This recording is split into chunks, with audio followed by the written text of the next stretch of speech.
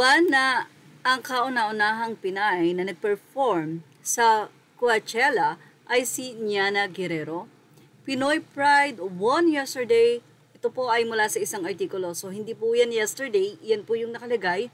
At Coachella after Niana Guerrero stepped onto the coveted stage with a surprise performance.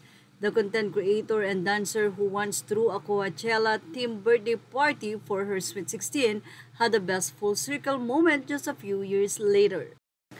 Ito pa ang naging update. Noon nga pong time na nag-perform si Niana sa nasabi nga pong event. Niana Guerrero performs at Coachella. In a post by UMG Philippines, Niana can be seen joining American singer-songwriter David D4VD for his performance at the festival's Gobi tent.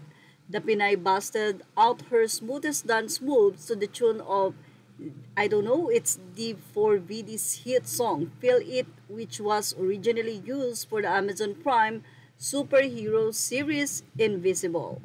Kaya naman si Niana Guerrero ang nasabi nga pong first Pinay na nag-perform sa Coachella.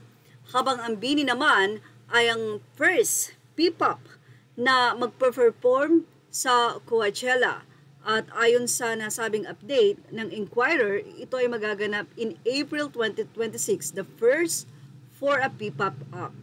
Habang sinasabi naman ng iba ay October daw. Well, congratulations sa mga namamayagpag na Pinoy sa ibang bansa.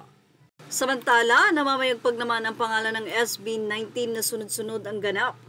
Casted their votes already at the 2025 AAA Boy Group Popularity Award 18 prelims and tomorrow, 9/18, make sure we secure our lead Lamog Pa Cups. Yes, isa nga po ang SB19. Sa kaliwat kanan ang nominasyon. Hindi lamang dito sa Pilipinas, kundi pati na rin sa ibang bansa. Actually, kilalang-kilala na ang SB19 sa Asia. Kaya naman, nakakatuwa ang mahalima dahil napakarami ang nagmamahal sa kanila.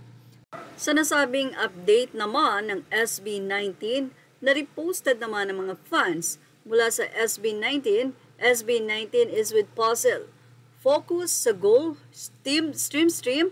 Di naman pwede sila lahat, let's be happy for everyone. Tama, dahil sobrang napaka-busy nga ng SB19 at kaliwat kanan ang kanilang mga concert.